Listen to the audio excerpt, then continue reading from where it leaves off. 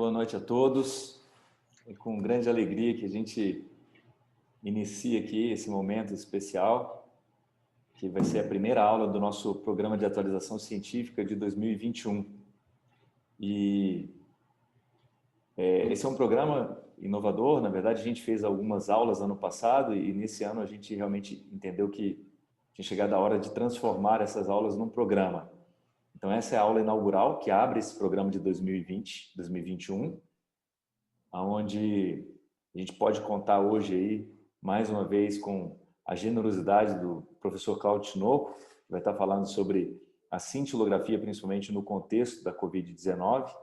Vamos contar também com a colega Carol, que eu também agradeço bastante a presença, radiologista especialista, com quem a gente tem tido também a oportunidade de aprender bastante, falando sobre os achados radiológicos.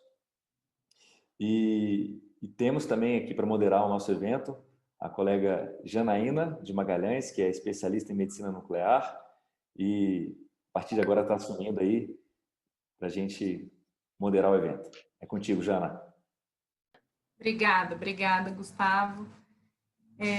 Bom, boa noite a todos. Meu nome é Janaína de Magalhães, o Gustavo já falou, eu sou médica nuclear, gestora clínica, preceptora de residência médica do Núcleo, sou também médica nuclear militar do Exército Brasileiro, servindo no Hospital das Forças Armadas. E hoje eu vou moderar uma reunião inaugural, né, do nosso programa de atualização científica. Eu espero que seja uma noite de segunda-feira muito proveitosa. Estamos recebendo dois convidados ilustríssimos que eu pessoalmente admiro bastante, eu faço questão de sempre falar isso, pode parecer repetitivo. Bom, o Dr. Cláudio Tinoco vai ser o nosso palestrante inicial, vai falar sobre cintilografia no contexto da Covid-19, cintilografia pulmonar. O Dr. Cláudio é professor da Universidade Federal Fluminense, é editor do International Journal of Cardiovascular Sciences, é médico-chefe da medicina nuclear do Hospital Universitário Antônio Pedro, coordenador da medicina nuclear do Procardíaco no Rio, responsável técnico da medicina nuclear do Hospital Vitória Barra no Rio, acadêmico da Academia de Medicina do Estado do Rio de Janeiro e cientista do Estado do Rio de Janeiro pela Fundação de Amparo à Pesquisa do Estado do Rio de Janeiro. A doutora Carol vai posteriormente debater sobre os aspectos tomográficos relacionados à Covid-19. A Carol, ela fez um estágio em radiologia e diagnóstico por imagem no Hospital Universitário de Brasília, aperfeiçoamento em radiologia na medicina interna, estágio no Hospital Saint-Louis, em Paris, na França, focado em radiologia oncológica, incluindo procedimentos não vasculares. É médica radiologista do Hospital de Base há quase 15 anos, também radiologista do Núcleos há quase 4 anos e médica radiologista da Rede DOR Brasília, do Grupo Meso, há cerca de 2 anos. Então, eu passo a palavra para o Dr. Cláudio para a gente começar com a nossa primeira aula do dia. Boa noite, doutor. Obrigado, Janaína. Boa noite a todos. Agradeço ao Gustavo, saúdo também a Ana Carolina, né? Todos estejam bem. Também agradeço a presença das pessoas que estão assistindo. Como eu sempre falo, tenho uma alegria muito grande de interagir com a equipe da Núcleos, né? Onde trabalhei um tempo, tenho muitos amigos e tenho admiração muito grande por Dr. Enio, toda a sua família, todo o grupo que compõe a Núcleos, né? Acho que essas atividades que vocês fazem mostram a excelência que vocês buscam, né? Sempre com temas científicos, envolvidos em pesquisas, ações de ensino, de qualificação médica, de levar para quem está na ponta o que tem de mais novo. Isso é muito importante e, assim, exemplar. Parabéns pelo trabalho que vocês fazem. E agradeço muito o convite para falar desse tema, né? A Covid, ela tomou conta da vida de vocês e eu vou falar para vocês que quando teve, né, deflagrou a pandemia em março, né, do ano passado, né, foi de fevereiro para março, então dia 13, dia 15 parou tudo, né, as atividades, as sessões clínicas, as aulas na universidade, né, depois foi retomando já nesse mundo virtual.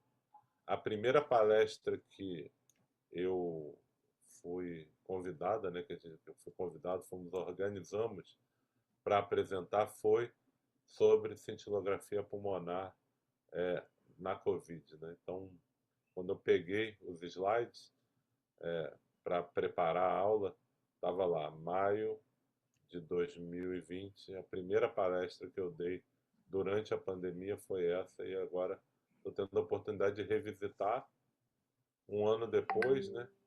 E se você colocar o tema embolia pulmonar e COVID no PubMed, são 800 artigos, né? Só desse tema específico, né?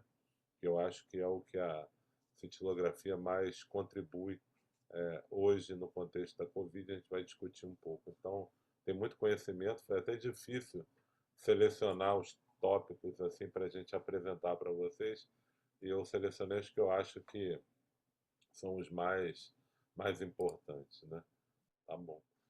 Obrigado. Então, são esses os campos que eu atuo, né?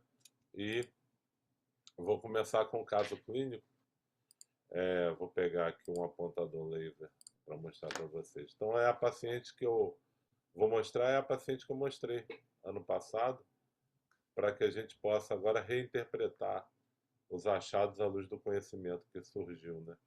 Então, uma paciente de 88 anos, que ela interna no hospital com falta de ar, foi admitida em 18 de maio devido à dispneia. No exame clínico está desaturando nas atividades ambulatoriais. Ela já era uma paciente pneumopata, estava em casa em oxigenoterapia domiciliar, né?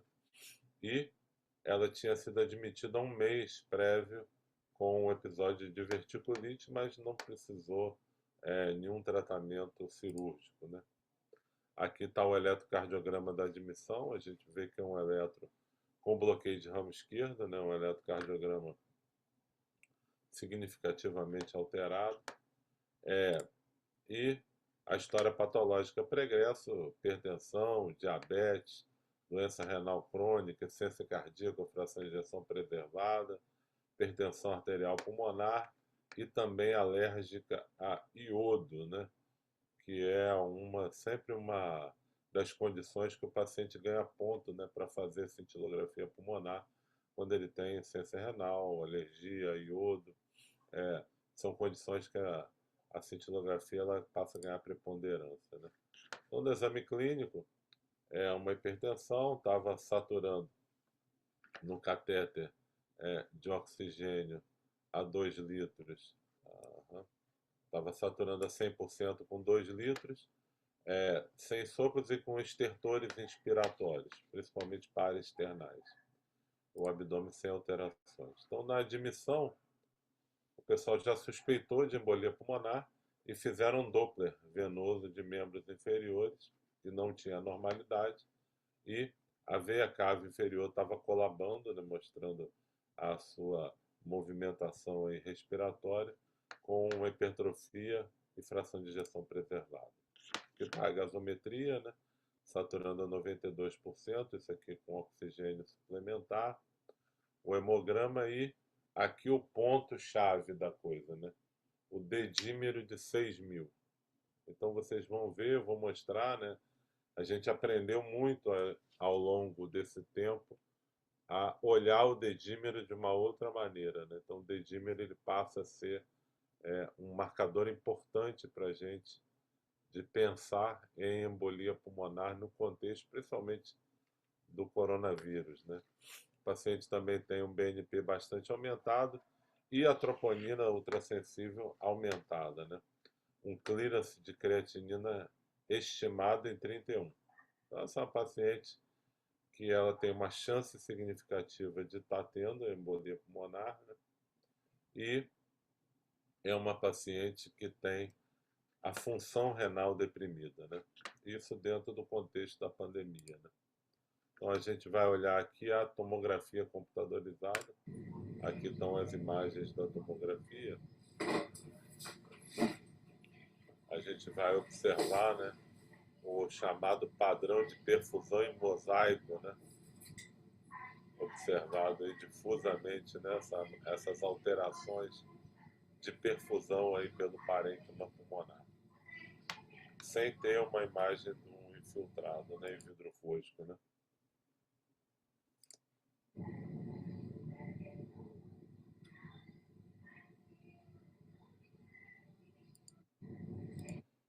Então aqui está o laudo, né? Os parênquima pulmonar com ação em mosaico, faixas de atelectasia,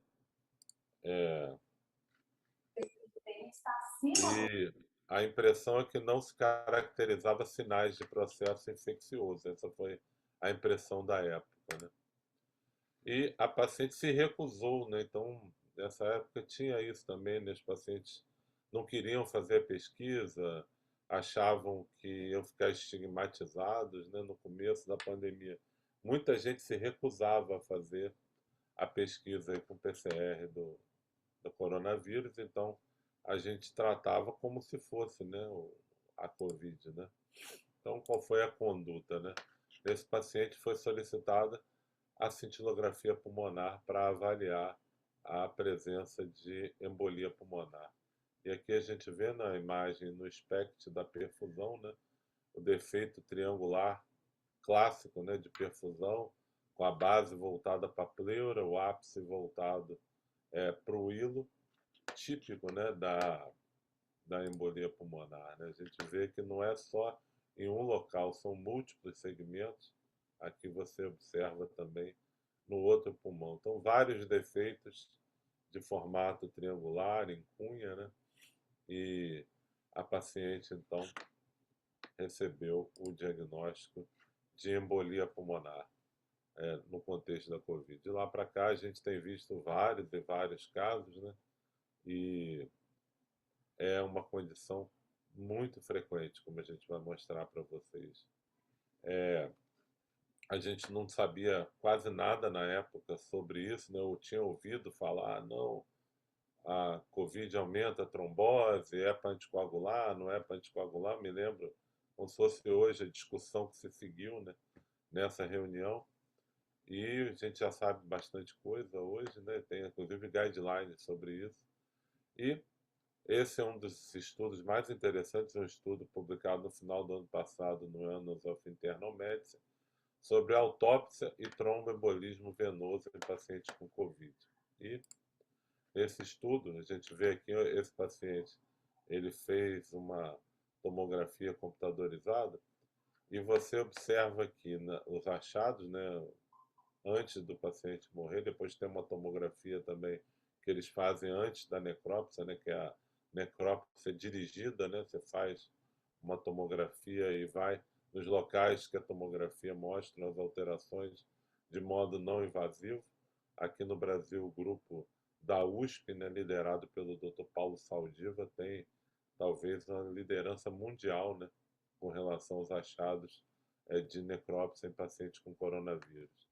Então a gente vê as opacidades, né, em vidro fosco bilaterais, em ambos os pulmões, a presença de um tubo aqui para drenagem do tórax, porque teve o pneumotórax. E vocês vejam aqui, né, na necrópsia, um gigantesco trombo aqui dentro da artéria pulmonar, né? Então, nesse estudo de autópsia, 12 pacientes consecutivos que morreram de Covid, eles encontraram trombose venosa profunda em 58% dos casos. Um terço dos pacientes tiveram embolia pulmonar como causa direta da morte. E dano alveolar difuso foi demonstrado em 8 pacientes, 67%. Outros estudos aqui também mostram, né? Esses são estudos iniciais, né, daquela época, 23 de abril do ano passado, bem no começo, 24 de abril, o começo, né? Então se começou a pensar, né? Poxa, tem mais embolia pulmonar, vamos ficar atento para isso, né? E hoje, né, esses são os artigos mais recentes. Esse da Thrombose Research saiu 31 de março, né, poucas semanas atrás. Esse de 18 de agosto, esse é o de 25 de agosto, mostram isso, a prevalência de embolia pulmonar em pacientes com Covid. 5% dos casos hospitalizados vão evoluir com embolia pulmonar. Quando você suspeitar de embolia pulmonar, ela vai ser confirmada em 20% dos casos. E dos óbitos, né, você encontra tromboembolismo, né, trombose venosa, em 58% e um terço, né, como mostrou o estudo da autópsia, a embolia pulmonar contribui diretamente. Então, é bastante frequente, é bastante comum, é causa de morte, é causa de piora ventilatória, piora respiratória, e o médico ele tem que estar atento. E a gente vai falar para vocês que não é só nessa fase aguda da internação, não, é depois da alta.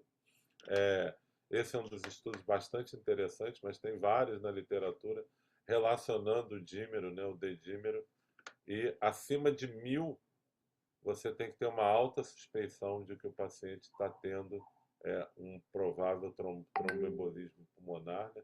E ela é linear, né? Quanto mais alta, né, 1.500, 2.000, 3.000, 6.000, você vai ter um aumento significativo na incidência de embolia pulmonar. Saiu agora também, no mês retrasado, né, uma atualização do guideline da British Thoracic Society sobre tromboembolismo no paciente com Covid. E eles falam que você não deve usar o dedímero de modo isolado para guiar a decisão. Você precisa avaliar o contexto clínico e fazer exames de imagem. Por isso que a gente está aqui discutindo.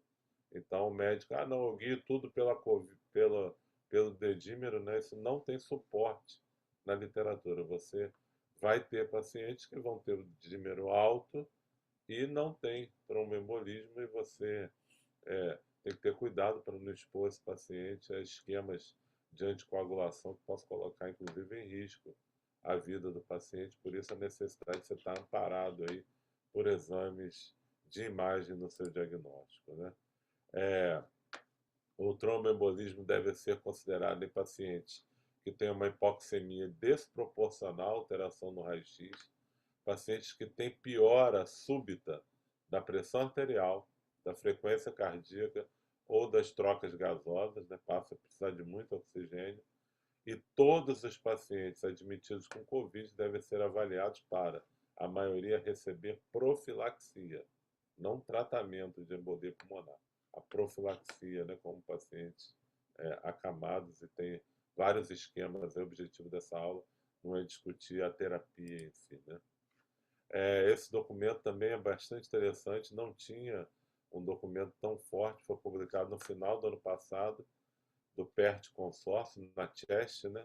Grupos especializados em embolia pulmonar, e tem um algoritmo bastante aqui interessante, né, para a investigação. Suspeitando da embolia pulmonar, você deve fazer imagem, né? Aqui no caso, a angio-TC, né? Para confirmar, você vai começar a anticoagulação plena do paciente. Se você não confirma, você vai continuar pesquisando com Doppler de membro inferior, com eco transesofágico, transtorácico, procurar os sinais indiretos. Você tem que buscar evidências que amparem a sua investigação, e depois você vai, dependendo dos achados de imagem e tal, estratificar o risco do paciente com embolia para decidir o tratamento que vai ser mais ou menos agressivo. No paciente que não pode fazer a angiotomografia, como esse paciente que eu mostrei, né? A paciente tem um clírice de 30, né? Você coloca contraste na senhora de 88 anos, a chance de você evoluir com um agravamento da função renal é muito significativo, né? Assim, são vários pacientes que já fizeram exames contrastados, diversos que foram, pacientes que têm alergia, pacientes que têm um raio-x com pouca alteração, a gente vai mostrar, são os pacientes que se beneficiam muito da cintilografia pulmonar, e o acompanhamento desses pacientes também é muito importante, a cintilografia pulmonar. Então, em maio daquele ano, o grupo do Montefiore, né, onde tem a colega que fez lá, formada aqui na UF, fez a sua residência em Medicina Nuclear e Radiologia no Montefiore, a Rafaela, né, ela tem esse mentor muito importante, o Leonard Freeman. É um hospital numa cidade que é a cidade mais, né, rica do mundo, né, que é Nova York, é um hospital que faz mais de 1.000 cintilografias pulmonares por ano, né? Eles têm um grupo que tem um volume muito grande de exames e eles usam muito bem a cintilografia pulmonar de uma maneira bastante racional, várias publicações, e eles colocam aqui a complementação daquele outro algoritmo, né? Se você tem um paciente que a angiotomografia ela está contraindicada, você vai adicionar a cintilografia pulmonar, inclusive com a VQ, mas se o paciente ele não tem anormalidades no raio-x, uma cintilografia de perfusão, como foi feita nessa paciente desse caso, pode dar informações muito interessantes, né? Quando ela é normal, você exclui a embolia pulmonar e dependendo do número de segmentos alterados, você vai ter a sua confirmação de embolia pulmonar ou, como um teste de triagem, talvez você tenha que caminhar para uma angiotomografia num segundo momento, a gente vai falar isso mais por frente. Então, a gente tem artigos aí já publicados em setembro de 2020 sobre a utilidade desse modelo. Nesse é o grupo de um dos maiores hospitais de câncer do mundo, né, que é o Memorial Sloan Kettering, também na cidade de Nova York, né? A cidade de Nova York foi um dos epicentros da Covid, né?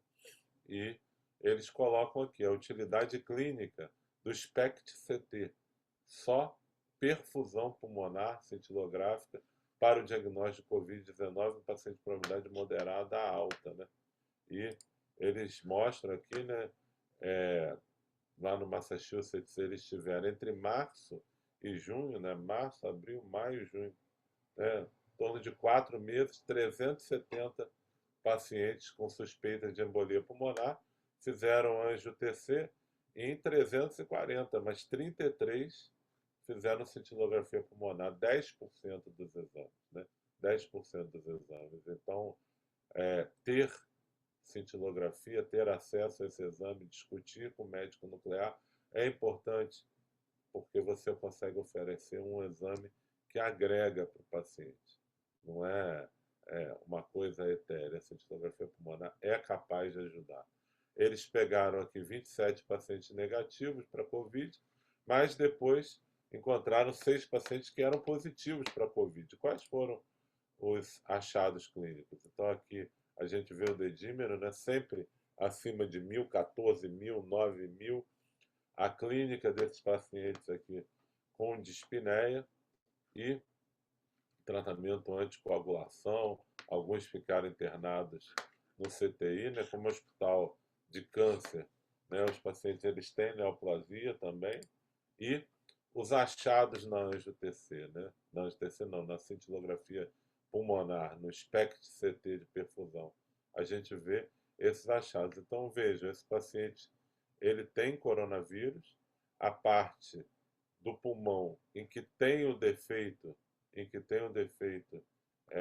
de perfusão, o parênquima pulmonar não tem anormalidades, e mais para as bases vocês veem a anormalidade típica da pneumonia por Covid. Então, esse padrão aqui, que a gente já conhece desde o estudo PISA-PED, do formato triangular em cunha do defeito, é a chave para dar o diagnóstico, né?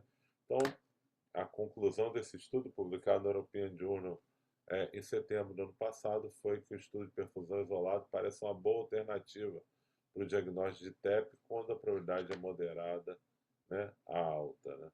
E agora o grupo do Montefiore, no final do ano, em novembro de 2020, publicou esse artigo, um editorial. Eles analisaram já a experiência deles, né, e votam. Para tudo existe uma temporada, né, uma estação, né? A taxonomia das abordagens da performance da cintilografia pulmonar. Então, se vocês lembrarem, no começo era proscrito fazer a ventilação, né, a inalação, porque ia gerar aerossóis, os aerossóis iam dispersar o coronavírus, né? Só que foi se observando que se você só usa a perfusão, você pode ter falsos positivos, né? Então, os estudos aqui são vários, né? Usando só a perfusão, eles mostraram que a gente tem, assim, a vantagem de adicionar a ventilação, a fase inalatória, um aumento da especificidade da técnica, né? Então, ele colocou essa taxonomia. Você pode fazer o business as usual, ou seja, ventilação e perfusão da forma que sempre foi feita, mas com os adequados equipamentos de proteção individual. Hoje, a gente tem máscara N95 disponível, que há um ano não tinha. Hoje a gente conhece a dinâmica da disseminação do coronavírus, que a gente não sabia. Hoje a gente tem hospitais, eu trabalho em 2 hospitais que têm aparelhos, né? Tem até um robô, né, que faz a desinfecção da sala, né? Coloca o robô ali, ele faz a emissão de luz ultravioleta, existe todo um protocolo para desinfecção do aparelho. Então você consegue fazer uma cintilografia inalatória com segurança hoje, como você tem conhecimento, e você acrescentar para o paciente. Há um ano atrás a gente não conseguia fazer, e foi muito certo a gente fazer essa segunda aqui, que é o Business But Not As Usual, Perfusion Without Ventilation. Então, hoje, em hospitais como no Hospital Universitário, que a gente não tem a disponibilidade para tantos equipamentos de proteção individual com tanta facilidade, nem os equipamentos outros para desinfecção do ambiente com tanta facilidade, a gente tem feito, de modo geral, apenas a perfusão ainda.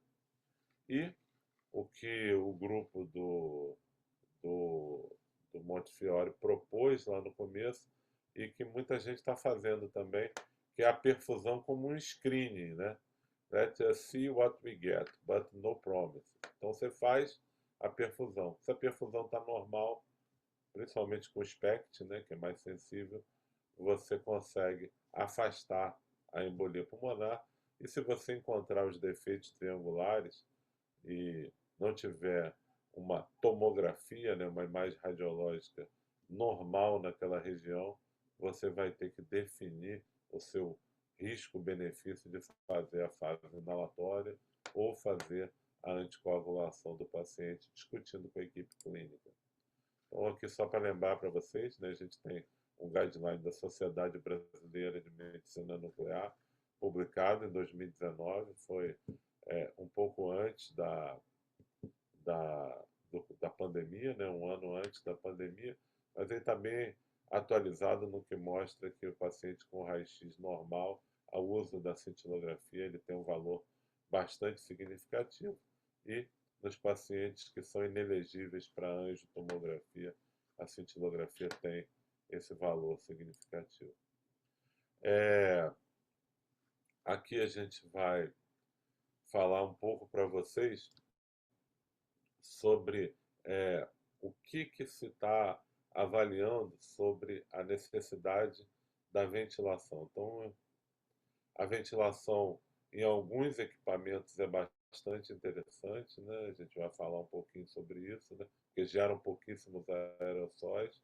Então, você tem que avaliar a sua condição local, institucional, a sua capacidade de lidar com procedimentos que geram aerossóis e também procedimentos que não geram aerossóis. Então, a Society of Nuclear Medicine e Molecular Imaging gerou um guideline, né, que está publicado no site deles, foi atualizado agora recentemente também, poucas semanas, né, em que você precisa ter isso tudo à mão quando vai fazer uma pesquisa de embolia pulmonar. Ver quando que o PCR foi positivo, ver a adequação dos seus EPIs localmente, avaliar o fluxo de ar na sala, se você consegue isolar, se você tem segurança. Tem lugares que tem, inclusive, uma pressão negativa com filtro EPA, que dá uma segurança adicional, né? Então, cuidadosamente adequar o local, falar com a sua equipe de infecção hospitalar do hospital para ajudar a definir todos esses protocolos E a abordagem de fazer a ventilação deve ser considerada de acordo com a indicação clínica e discussão com o médico assistente, tendo em vista tudo isso.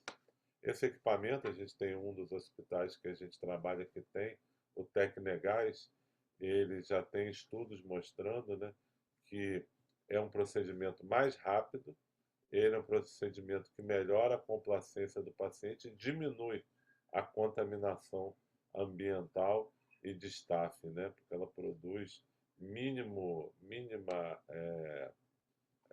aerossóis, né, e o paciente ele faz às vezes uma ou duas inaladas e o exame já é o suficiente para fazer uma boa imagem pulmonar. E para terminar, eu vou apresentar isso que é o novo, né? Novidade, saiu no Lancet Respiratory Medical Disease agora, no começo do ano, que eu acho que vai ser um papel muito grande para a medicina nuclear, muito grande, né? É na avaliação do paciente pós-Covid. Então, vocês imaginam o contexto do Brasil, que a gente está tendo por dias dezenas de milhares de pessoas com a infecção por Covid. Tem pessoas evoluindo com quadros crônicos, arrastados a Covid prolongada, e tem pessoas ficando com déficits, né, respiratórios, né? Então, esse grupo publicou isso, né, além do coágulo, a perfusão pulmonar após Covid sendo importante na tomada de decisão dos processos de reabilitação e tratamento em longo prazo. Por quê? E aqui é muito importante, a Anjo-TC, ela subestima a trombose dos pequenos vasos. A gente sabe disso, né? Quando o paciente tem uma suspeita grande de embolia pulmonar, a Anjo-TC negativa, a cintilografia muitas vezes encontra embolia pulmonar. A imagem de perfusão, ela consegue ver a redução residual do fluxo. Você não está procurando um pequeno coágulo, você está procurando uma região hipoperfundida. A cintilografia de ventilação-perfusão, né, na forma do SPECT, é o padrão ouro para a gente avaliar o tromboembolismo crônico, quando o paciente emboliza e não resolve, que ocorre em torno de 3 a 4% dos pacientes que vão evoluir em longo prazo com hipertensão pulmonar tromboembólica crônica. E quando a cintilografia pulmonar é normal, ela exclui a presença desse déficit de perfusão. E o déficit presente indica um grande sinal prognóstico de evolução a longo prazo com a hipertensão pulmonar. Então, esse grupo publicou agora em janeiro de 2021 esse algoritmo, né, que o paciente que teve esse quadro, né, que a gente vai ver que são muitos que vão ter esse quadro de trombose e embolia pulmonar, ele tem que ser depois acompanhado. E o raio-x e testes de função respiratória, a imagem de perfusão, caso ele não tenha feito, né, para ser acompanhado. Se ele tem doença residual, é muito importante esse acompanhamento em longo prazo, para ver, inclusive, quanto tempo ele vai ficar anticoagulado, se vai precisar procedimentos adicionais, né? E nesse artigo ele coloca aqui dois exemplos aqui bastante ilustrativos, né? Até que tinham me mandado hoje pelo Zap, né? Tem gente com esse tipo de paciente no consultório, né? Então vocês vejam aqui, um paciente de 29 anos, uma mulher, que na fase aguda da Covid ela teve, né, alterações aqui A e B na cintilografia pulmonar. A gente vê aqui defeitos de perfusão, né, significativos aqui nos ápices, várias setas, né, a ventilação a normal dessa paciente. Então a gente tem a cintilografia pulmonar, aqui é com creptônio, né? A gente aqui no Brasil usa o DTPA, o Tecnegás. E depois me perguntaram sobre isso, né? A Anjo-TC, né? Então, a Anjo-TC, você não tem como procurar coágulos, você não tem resolução para os pequenos vasos que estão afetados, mas você consegue mostrar aqui na perfusão com CT os defeitos perfusionais, em muito menor escala, né? Então, como é que essa paciente ela vai ser acompanhada? Como é que ela vai evoluir? Se ela tiver dispneia, como que a gente vai acompanhar essa melhora da cintilografia? E é crucial, tanto para o diagnóstico quanto para o acompanhamento. Aqui um outro caso, uma mulher de 22 anos, 6 semanas após a Covid, a gente vê a cintilografia de perfusão pulmonar, mostrando aqui nas setas os defeitos de perfusão e a ventilação aqui aí com DTPA, né, com aerossol, mostrando a ventilação normal. Mostra que a angiotomografia não tem alterações, né? E esse padrão mismatch é o típico da embolia. E aqui ele fez na imagem D uma imagem paramétrica, né, que subtrai uma da outra, mostrando as áreas aqui nessa coloração mais laranja que estão com os defeitos de perfusão. Então a paciente tem vários mismatches, né, que é totalmente atípico do padrão de tromboembolismo pulmonar, né? Se você for procurar nessa paciente, você não tem aqueles grandes defeitos segmentares, crônicos, triangulares, né? Típicos, né? E parece que a COVID tem muito isso, né? Essas pequenas tromboses, e isso vai impactar na vida do paciente, levar à hipertensão pulmonar, reduzir a qualidade de vida, e a gente precisa entender essa doença e saber como acompanhar.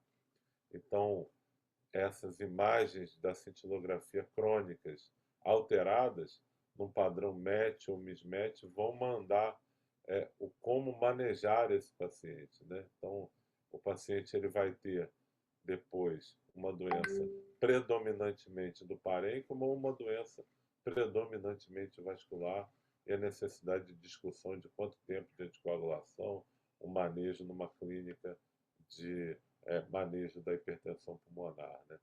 Então, embora os desfechos dos pacientes com COVID sejam ainda desconhecidos de modo adequado, né, as sequelas trombóticas são significativas e parece que tem um potencial de se tornar um problema de saúde pública, né? Então, dessa forma, os serviços de imagem, né, de medicina nuclear devem estar adaptados para avaliar o risco dos pacientes sobreviventes da Covid-19. Então, a gente tem informações bastante significativas de como a gente vai usar a medicina nuclear no longo prazo desse paciente. O meu último slide é esse, né? A avaliação da cintilografia pulmonar tem um papel muito importante no paciente com embolia pulmonar, tanto na fase aguda quanto na fase crônica da doença, onde há a chance grande de complicações em longo prazo. Obrigado. Obrigada, doutor Cláudio. Excelente aula, mais uma vez. Vamos passar direto para a doutora Ana Carolina e depois a gente segue com as perguntas. Boa noite. Então, como a Janaína já me apresentou devidamente, né? Meu nome é Ana Carolina, eu sou radiologista e o Gustavo e a Janaína me pediram para falar um pouco sobre Covid-19, assim, a abordagem radiológica. Seria impossível, como o Dr. Cláudio Tinoco já mencionou, abordar toda a extensão do tema. Então, eu escolhi falar para vocês de uma meta-análise que reúne 27 estudos e cerca de 3.300 pacientes. Os estudos foram feitos entre janeiro e junho de 2020. Para a gente avaliar isso, a gente tem que ter em mente de que nos outros 8, 9 meses que sucederam, a gente aprendeu muito com a doença, como o Dr. Cláudio já comentou também. Esse estudo, para mim, dá uma visão geral da doença relacionada à embolia. Então, por esse estudo, eles chegaram à conclusão de que a embolia pulmonar ela está presente em cerca de 16% dos pacientes com Covid-19, tanto dos casos graves quanto dos casos menos graves, e a trombose venosa profunda em cerca de 15%. A incidência da embolia pulmonar nas unidades de terapia intensiva é mais alta, e eles mencionam um artigo que mostra que a microtrombose nas análises histológicas é bem mais extensa do que os exames de de imagem conseguem efetivamente mostrar. Também corroborando o que o Dr. Cláudio já comentou com a gente. Assim, a radiologia e a medicina nuclear têm sempre uma visão muito diferente do diagnóstico de embolia, mas esse último dado, ele corrobora muito com essa avaliação pós-Covid que o Dr. Cláudio mostrou para a gente, né? O aumento da incidência da embolia aumenta com a gravidade da doença e é mais diagnosticado, obviamente, nos estudos que usaram a TC-angiografia pulmonar para screening, ou seja, fizeram isso para todos os pacientes com COVID, independente da suspeita clínica. Então, existe uma maior frequência também da trombose nos vasos periféricos. Saiu errado aí no slide, mas é o contrário. Os periféricos são 60% e os centrais são 39%. E o dedímero tem um valor preditivo negativo muito mais significativo do que um preditor de doença embólica.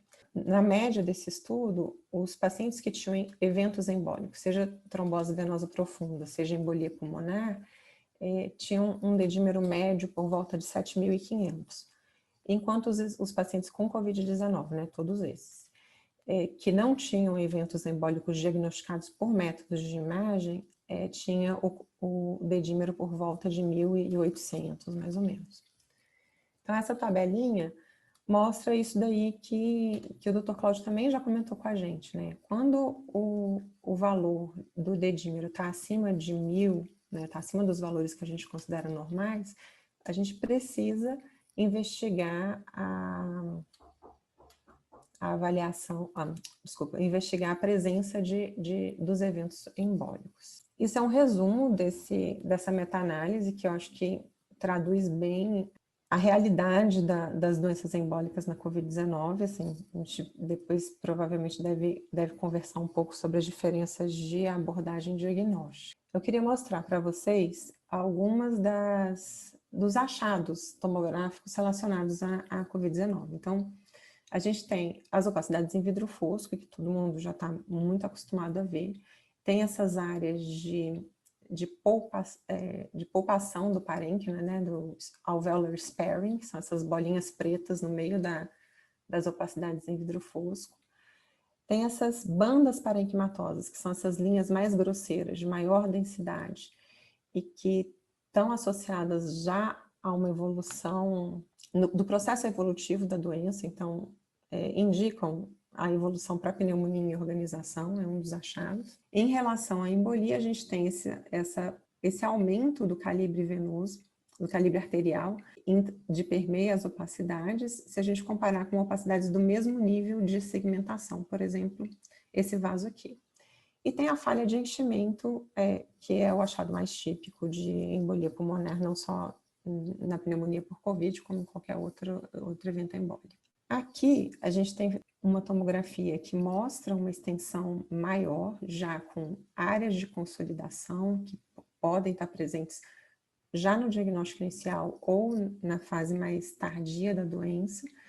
Essas bandas parenquimatosas que a gente mostrou, isso aqui é um mapa de volume sanguíneo feito nos tomógrafos Dual Energy, que mostra uma hiperperfusão, assim, é um achado indireto de hiperperfusão pulmonar nessas regiões adjacentes às áreas menos perfundidas, já relacionadas às opacidades descritas. Nesse estudo, a gente não tem diagnóstico de embolia pulmonar pela angiotomografia. O mapa de volume sanguíneo ele é feito a partir, assim, ele é feito concomitantemente com uma angiotomografia. E aqui outras imagens onde a gente também vê uma hipoperfusão relacionadas às imagens de opacidades parenquimatosas. Esse aqui é um outro tipo de reformatação também com a técnica de dupla energia. Então a gente vê opacidades em vidro fosco, vê os focos consolidativos, vê as bandas parenquimatosas, todos esses achados a gente veria numa tomografia sem contraste mesmo. Vê alguns vasos já de calibre aumentado, mas esse achado, ele não é específico para trombose. Só cerca cerca de 50% desses vasos de calibre aumentado têm trombose confirmada. E o mapa de iodo, ele mostra algumas áreas de maior concentração de iodo, né?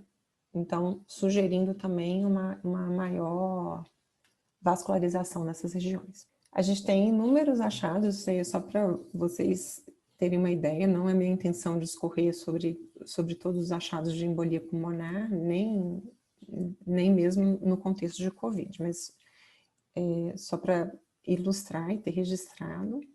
E aqui eu coloquei alguns casos de Covid-19, diagnosticados lá num dos hospitais que eu trabalho. Então, esse aqui é um paciente de 36 anos, com diagnóstico de Covid no dia 5/4, um caso bem recente, com as tomografias à esquerda do dia 9 e à direita, à direita do dia 9 e à esquerda do dia 11. Então, essa tomografia aqui foi o exame inicial do paciente. Na verdade, esse exame foi feito num contexto ambulatorial. Percebam que é um cuidado do radiologista hoje fazer essas tomografias de ultra baixa dosagem, então é por isso que a imagem é cheia de artefato de endurecimento de raio, assim, cheia dessas linhazinhas. E a gente vê a progressão da pneumonia para uma pneumonia de ocupando quase 50% do parênquima pulmonar. Esse aqui é um outro paciente de 70 anos com diagnóstico de Covid há mais ou menos 15 dias. E aí a tomografia mostra extensas opacidades em vidro fosco com essa reticulação que é bem frequente também da evolução para pneumonia em organização. Aqui eu só trouxe para ilustrar uma angiotomografia com um padrão de qualidade dentro do aceitável para diagnóstico, mas realmente existe uma dificuldade da avaliação, principalmente além da divisão subsegmentar. Então, os vasos de muito pequeno calibre têm uma avaliação mesmo limitada na angiotomografia. Esse aqui é um outro paciente de 74 anos, também com diagnóstico de Covid há cerca de 10 dias, já com uma história de enfisema pulmonar. Então, eu trouxe só para mostrar como é que as opacidades em vidro fosco, essas opacidades mistas que a gente descreve, se comportam junto ao enfisema, que fica com essas áreas lucentes aí de permeio. Essa aqui é um paciente, então, com um diagnóstico de Covid, também com piora clínica progressiva e aumento significativo do dedímero. Então, a angiotomografia vai mostrar para a gente algumas falhas de enchimento, centrais e periféricas, assim. E aqui é a tomografia mostrando que o paciente tem essas opacidades consolidativas, basilares, posteriores, predominantemente, mas observem que a extensão da pneumonia por Covid é bem maior. Ela tem uma fase aguda que é caracterizada por esse vidro fosco. Tem tomografias posteriores mostrando que isso evoluiu como opacidade pulmonar mesmo e não só como defeito de perfusão. Esse aqui é um outro paciente, os exames têm um intervalo de 9 dias, então o exame da direita é o exame de entrada, o exame da esquerda, uma angiotomografia após piora clínica significativa, e abaixo, nas cabecinhas de nas setas, na verdade, a gente vê as áreas de embolia pulmonar. Então, é muito provável que de permeio a essas opacidades todas, a gente também tenha áreas de microembolia, né? Que a gente não consegue ver, mas... Então, esse é um outro paciente ainda, de 55 anos, com diagnóstico em agosto de 2020. Eu trouxe esse caso principalmente para mostrar a diferença, a possível diferença de evolução dos casos lá no meio da pandemia para os casos atuais. Os casos atuais têm uma evolução muito mais rápida e muito mais agressiva, assim. Não é que tem todos, né, obviamente, mas podem ter. Então, essas opacidades em vidro fosco, elas permaneceram aí entre 10%, 15%, chegaram a 25% de extensão do parênquima. O paciente, esses exames abaixo são exames mais recentes de controle, então ele fez um controle aí em outubro de 2020 e depois um outro controle hoje mesmo. E aí o que ficam são essas reticulações muito sutis, que a gente vê principalmente ali na porção posterior, junto à costela, à direita. Essas regiões, possivelmente, devem ter alguma alteração na cintilografia mesmo. Esse é um caso dramático de um senhor de 72 anos, estava em tratamento domiciliar, é recente esse exame, do final de março também, estava em tratamento domiciliar da pneumonia por Covid, conhecida, evolui com dispneia súbita. Tratamento domiciliar, porque apesar da extensão, ele tinha no exame anterior cerca de 50% de comprometimento do pulmão, como ele estava conseguindo segurar com O2 domiciliar, e a gente tem esse problema de vagas atual, estava sendo conduzido dessa forma. Então, teve a dispneia súbita, foi para o hospital, e tinha já esse pneumotórax, já inclusive com características hipertensivas, que são caracterizadas por esse desvio das estruturas mediastinais para o lado contralateral aí do pneumotórax. Essa janela não é a mais adequada, mas a gente consegue ver que a veia cava tem um calibre ainda razoável. Então, provavelmente, os sinais clínicos de pneumotórax hipertensivo podiam ser sutis ou ainda não presentes. Esse é um outro caso de um senhor de 64 anos, também com diagnóstico de Covid. Esse senhor ficou quase 90 dias internado. Então, essas são apenas algumas das tomografias que ele realizou. Então, ele evoluiu com derrame pleural de muito difícil resolução, que ficou com dreno torácico pelo menos aí por uns 45, 50 dias. E aí, nas imagens inferiores, a gente consegue ver que tem essa formação de uma opacidade de ampla base pleural, cística, com conteúdo heterogêneo, então aéreo e de partes moles, que evolui a partir desse derrame na imagem de cima dessa imagem sagital, vocês conseguem ver um derrame pleural associado ao pneumotórax, que tem essa evolução encistada, assim. Então, dentro da equipe lá de radiologia torácica, a gente não teve um consenso absoluto. Algumas pessoas achavam que isso aí era um derrame pleural encistado e outras acharam que era uma pneumatocele com conteúdo hemorrágico. Só para exemplificar também, eu acho que esse é o meu...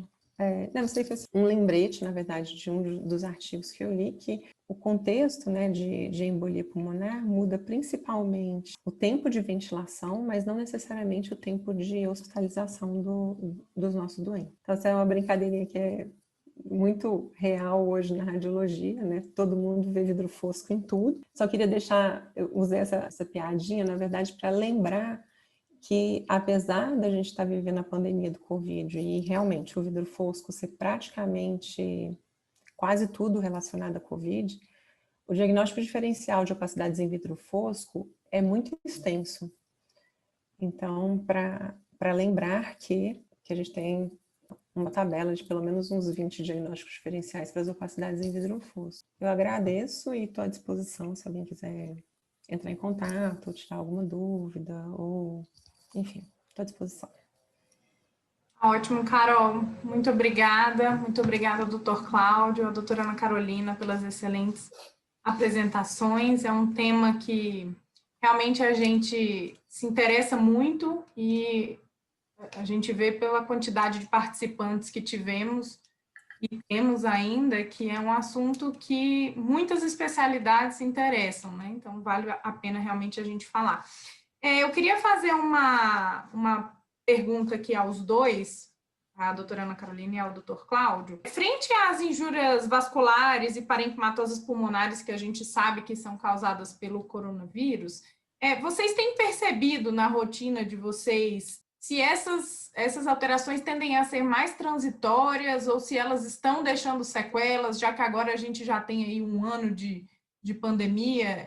Está sendo possível na prática perceber isso? Se está melhorando, a maioria é transitória ou não, a maioria está ficando com sequela? Eu queria saber a opinião de vocês. E uma específica para o doutor Cláudio, sobre a prática da ventilação. O que o senhor acha?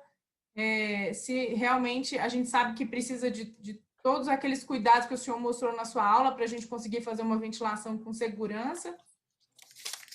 Eu queria saber sobre sua prática, se está sendo feito e se está dando certo, o que o senhor tem visto? Vou falar da experiência que a gente está tendo. Num dos hospitais que eu trabalho, a gente fez basicamente cintilografia pulmonar após a Covid. O paciente teve alta e tal, e continua com falta de ar, ou teve embolia pulmonar durante a internação.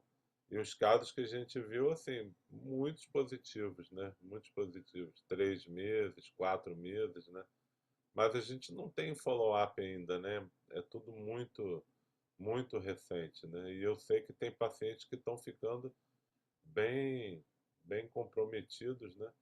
Os grandes hospitais todos aí já estão criando suas áreas. Aqui em Niterói, um grande hospital criou um ambulatório só de reabilitação de Covid, né? Porque as pessoas ficam com déficits neurológicos, déficits é, de saúde mental, né? Depressão, estresse pós-traumático e déficit respiratório. Paciente que antes era corredor, né? Fazia fim de semana 10, 12 quilômetros, o paciente não consegue levantar e caminhar, tem que sentar 2, 3 vezes, isso já com 3, 4 meses da alta, né? Então, o que está havendo com esses pacientes, né? Então, é, os grandes hospitais, não é do Brasil, não, no mundo, do modo geral, estão tendo agora essa, essa característica, né? Abrindo ambulatórios de reabilitação específicos para a Covid. No outro hospital, né, a gente tem feito, inclusive de pacientes de fase aguda, e eu respondo a sua pergunta. Também teve uma pergunta aqui de NR Rodrigues, eu não sei qual o primeiro nome, agradeço que me mandou aqui diretamente. É isso, né? A imagem de vidro fosco leva a alteração de perfusão? Leva. E esse é um dos motivos de você reduzir a especificidade do exame e muitas das vezes você precisar é, usar algo a mais, né? Então, quando você tem uma segurança, então você tem que ter uma sala que tenha uma ventilação separada, que tenha exaustão, né, que é obrigatório ter, que você consegue fechar a porta, fazer ali a inalação. Tem pessoas que tenham a possibilidade de usar N95, máscara, capote, gorro, face shield. É assim que a gente faz exame quando tem a possibilidade de ter aerosóis. Tem que botar isso na equipe e ir para dentro do paciente e fazer o exame. Depois termina isso tudo, você tem que se desparamentar. Então, quando tem que fazer ventilação, normalmente o aparelho vai ficar parado mais de uma hora, né? Porque depois você tem que desinfetar o aparelho todo, né? O paciente entrou, vai ter que passar, tem os protocolos aí de comissão de infecção hospitalar. Na tomografia, a Ana Carol deve conhecer, já são bem documentados os protocolos, né? E a gente tem que aplicar isso. Quando o paciente ele só tem Covid, você faz um protocolo mais curto, em menos de uma hora você libera o paciente, mas se o paciente ele tem a produção de aerossóis durante o procedimento, ou está traqueostomizado, ou está com uma fonte de oxigênio que gera a produção de aerossóis, você tem que fazer uma limpeza que demora 2 horas na sala, né? Então, não é fácil fazer esses exames, mas são exames que são muito úteis, né? Eu diria, em alguns casos, são cruciais. Quando o paciente vem cronicamente, né, já saiu da fase viral, né? Ele está, com 14 dias, o paciente raramente eles estão com PCR positivo ainda, né? Então, só os pacientes muito graves em terapia intensiva que podem ter o PCR positivo para COVID com 30 dias, né? Você já tem uma simplicidade, né? São os procedimentos usuais que você toma hoje em dia, né? De EPI, de segurança. Então a gente estava sem fazer, voltou a fazer, e na universidade, que eu não tenho esses recursos todos, eu não voltei a fazer porque a segurança da equipe tem que estar em primeiro lugar, né? Não tem como expor as pessoas. Nesse momento a gente tem feito a perfusão, a gente tem comparado com a tomografia, com o raio-x, usado a discussão clínica, e quando tem dedímero alto, a imagem suspeita, uma raio-x sem uma alteração, você tem trabalhado com uma boa certeza para indicar o diagnóstico de embolia pulmonar. Então, essa tem sido a nossa realidade. A gente voltou a fazer inalação pulmonar mais ou menos de agosto a setembro para cá, quando as coisas começaram a se esclarecer. E a gente é, acha que o exame é bem útil, né? Bem útil.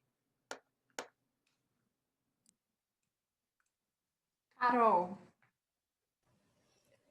Então, Jana, o que a gente vê?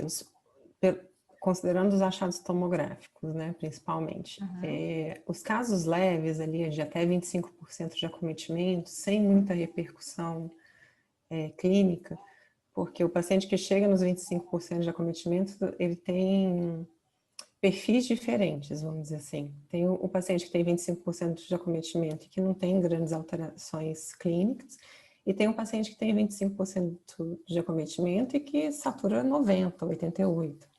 Então, tem uma variabilidade grande entre apresentações semelhantes pela tomografia. Mas esses pacientes que são pouco sintomáticos e que têm um acometimento menos extenso, eles com frequência evoluem sem grandes sintomas clínicos, assim, no pós-Covid, né? Eventualmente a gente vê alguma banda parenquimatosa, ou algum foco de atelectasia, alguma opacidade residual, mas muito frequentemente eles evoluem bem. Os pacientes que evoluem que abrem um quadro, né, com uma fase aguda, com uma pneumonia mais grave, eles têm a possibilidade de evoluir com sintomas residuais no pós-Covid.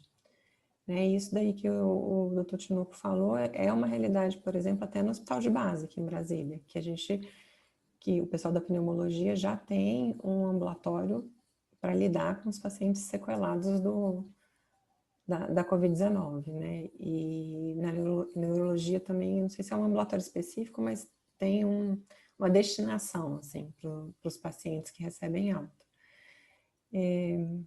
Esses pacientes, é mais frequente que a resolução da pneumonia seja boa, mas esses têm maior risco de ter ou opacidades mais significativas, como sequela, ou sintomas clínicos mesmo. E alguns pacientes evoluem com fibrose pulmonar clássica. Tem um outro detalhe que eu acho que sempre vale a pena ser mencionado, é que os pacientes que têm alterações intersticiais, às vezes até inespecíficas, às vezes evoluem com progressão da doença intersticial pulmonar. Então, esse é um outro problema do ponto de vista epidemiológico, tendo em vista que, apesar das doenças intersticiais serem doenças raras, como a pneumonia por Covid está afetando muita gente no nosso país, então isso acontece. Acontece também naquelas intersticiopatias que a gente chama na radiologia de inespecíficas, que são muito frequentes no idoso. Então, o idoso também às vezes evolui com um parênquima pulmonar mais sequelado, assim, mais fibrótico. Acho que foi isso, né, que você perguntou. Você perguntou mais alguma coisa? Perfeito, foi sim. Não, era isso. Chegou uma outra pergunta aqui de um colega nuclear, o Dr. Bruno Guini. Ele pergunta: nos pacientes com persistência de dificuldade respiratória tardiamente após Covid, a imagem ainda mostra defeitos perfusionais? E nesses casos, o dedímero necessariamente permanece elevado? Obrigado, Bruno, pela pergunta. Eu vi já paciente assim. O paciente vai para o pneumologista e continuou com dispneia 3 meses, 4 meses depois da alta hospitalar, dedímero alto, mais de 4.000. O colega pediu a cintilografia pulmonar, está lá o defeito de perfusão, né? Quantos são? É muito frequente? É só quem tem um dedímero alto? Eu acho que a gente ainda não tem estudo, né? Você vê, o estudo que foi publicado no European Journal do Memorial é um estudo ainda pequeno, né? Então, até uma coisa que eu sugiro aos colegas que têm serviços com volume, né? O hospital de base, assim, é um exame dos básicos da medicina nuclear, a cintilografia pulmonar. E da mesma forma que a gente teve a cintilografia com pirofosfato transformada e redesenhada nos últimos anos por causa da amiloidose, pode ser que com a Covid a cintilografia pulmonar na avaliação da sequela crônica, seja um exame importantíssimo, né? Os estudos mostram que a perfusão com CT, a Ana Carolina pode explicar isso para a gente, né? Ainda não tem a capacidade que a cintilografia pulmonar tem para avaliar a perfusão, principalmente da vasculatura menor, né? E é uma técnica ainda em desenvolvimento, além de dar mais radiação, né? Significativamente mais radiação do que a cintilografia pulmonar, né? Então, é uma pergunta que eu queria ver a Carolina responder para a gente, experiência que ela tem aí com a perfusão na CT. A perfusão dessas que eu mostrei, doutor Tinoco, usando as técnicas de Dual Energy, realmente a gente tem um problema sério, que é a experiência do radiologista. São técnicas novas, são aparelhos muito caros, e a gente tem pouca disponibilidade, na verdade. Eu comecei a trabalhar com esse tipo de aparelho recentemente, então a gente ainda não tem experiência, porque nem está sendo solicitado esse tipo de estudo para avaliação da perfusão pós-Covid. Então, não posso dizer para o senhor, e eu também não sei da literatura, assim, uma comparação de acurácia da cintilografia com a tomografia de dupla energia, né? Eu acho que são estudos, assim, são dois métodos bem promissores para avaliação. A cintilografia, com certeza, tem uma base de dados mais robusta de outras doenças, né? E a perfusão, tanto com o mapa sanguíneo quanto com o mapa de iodo, são coisas que a gente está aprendendo. Tem Até poucos porque grupos que têm uma experiência extensa. esse artigo que o Dr. Cláudio falou, por último, publicado no Lancet em novembro do ano passado, ele fala justamente dessa fisiopatologia trombótica in situ da Covid-19, né? Pegando injúrias, causando injúrias microvasculares, né? Trazendo essa limitação aí da angiotomo de ver esse aspecto mais periférico. Né? Então, acho que esses estudos perfusionais o nosso, e tomara que surjam outros que possam ajudar, são realmente promissores nessa avaliação pós-Covid. Eu quero fazer duas perguntas para o Dr. Cláudio. Vamos lá, por favor. Uma é se você tem visto muita miocardite relacionada ao Covid, que eu sei que não é o tema central da aula, mas, assim, como parece que é um boom de diagnóstico, então eu queria que o senhor comentasse rapidamente, se o senhor puder. E o outro é se o senhor não se incomoda de usar... Primeiro, talvez eu possa ter entendido errado, mas eu entendi que o senhor usa a radiografia como parâmetro normal para fazer a perfusão. E se isso para o senhor não é um problema, assim, porque a gente sabe na radiologia que tem uma discrepância muito grande da radiografia simples em relação aos achados da tomografia, mesmo em mãos experientes. Então, eu queria que o senhor comentasse isso também. Bom, obrigado, Carol, pelas perguntas. Assim, vou começar pela segunda. Assim, nos serviços privados, eu tenho a possibilidade de usar aspecto CT, a tomografia é infinitamente superior, né? Infinitamente superior. Na universidade, a gente tem um aparelho que é de SPECT convencional. Fazer uma tomografia hoje, no contexto do hospital universitário, que você tem uma tomografia que já está totalmente tomada pelos pacientes de Covid, né, é muito difícil, né? Então a gente lança a mão do raio-x porque realmente é o que a gente tem, e acredito que muitos serviços têm que lançar a mão da radiografia, mas a tomografia, como você falou, é infinitamente superior. Às vezes você acha que é normal a radiografia e tem alteração, né? Na Covid a gente vê isso bastante, né? E a sua segunda pergunta é sobre... A primeira, na verdade, foi... Ai, meu Deus. Miocardite. Miocardite. Ótimo. Obrigado pela pergunta. Esse aí é, hoje, tema de imensa discussão, né? Houve, assim, um boom de miocardite, porque a Covid, como várias doenças agudas, inflamatórias, aumenta a troponina. Então, troponina está associado a pacientes graves, né? Então, se tiver embolia pulmonar grave, aumenta a troponina. Se você tiver choque séptico grave, aumenta a troponina.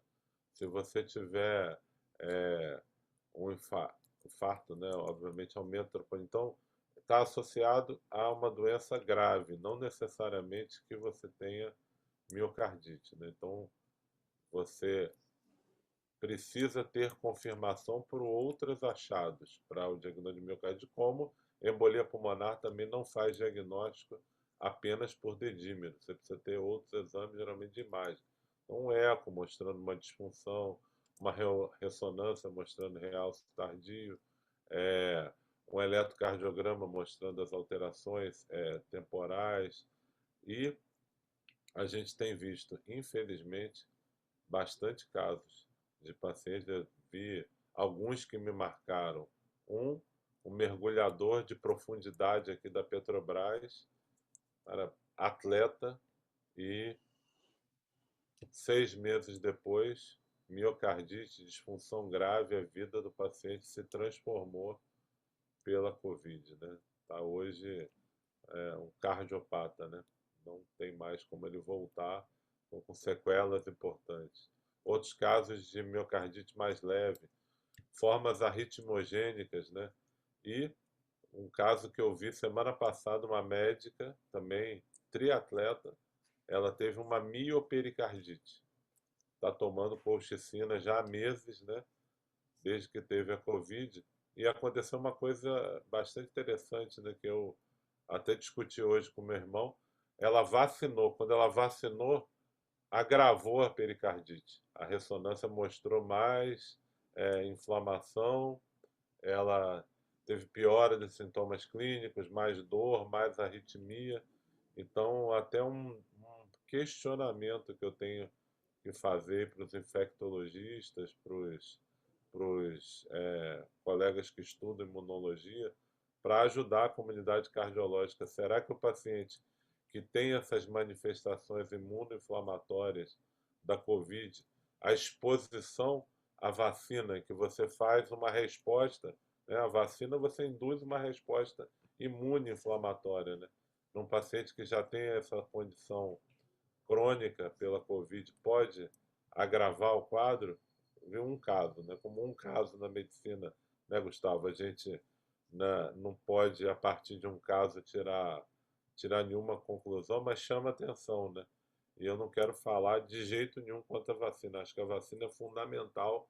Quem teve Covid tem que vacinar, como quem não teve também, para se proteger desde de que tem aí os grupos, né, adequados, né? Mas me chamou a atenção esse caso e eu acho que a gente precisa ficar atento, né? E agora a Society of Nuclear Medicine publicou essa semana um guia para quem vai ler o PET-CT depois que a pessoa se vacinou, né? Porque você tem algumas anormalidades, principalmente relacionadas a linfonodos, infartados e tal, mas não é só isso, né? A vacina da Covid pode dar um quadro inflamatório frustro, às vezes até algumas alterações no sistema respiratório.